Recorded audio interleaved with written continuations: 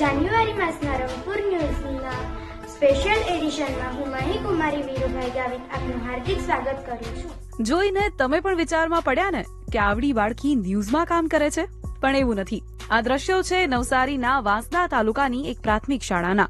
અંતરિયાળ વિસ્તારમાં આવેલી આ શાળામાં કાલી ખેલી બોલી ક્યાંક કણસી રહી હતી. સમસ્યા હતી કે દીકરીઓ બોલતી ના હતી, પણ શિક્ષકોએ 2017માં આર ન્યૂઝ શરૂ કરી વિદ્યાર્થીઓના ડરની એવી દવા કરી કે આજે જાતે લખી પ્રોફેશનલ એન્કરની જેમ તેઓ સમાચાર વાંચે છે. અને હા, લોકપ્રિય પણ એટલા જ છે. સ્કૂલમાં જે કંઈ પણ પ્રવૃત્તિ થાય છે તો દીકરીઓ એ પ્રવૃત્તિને નોંધે છે અને ત્યારબાદ એ લોકો એની સ્ક્રિપ્ટ લખે છે.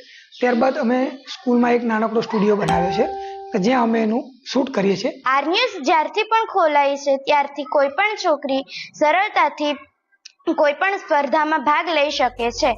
ખાનગી શાળાના શિક્ષણમાં ગળાડૂબ બનેલા વાલીઓ માટે આ શાળા અરીસારૂપ છે, જેનો એક એક ખૂણો જ્ઞાનનો ભંડાર, આધુનિક શિક્ષણ અને કલાનું અકલ્પનીય જ્ઞાન છે.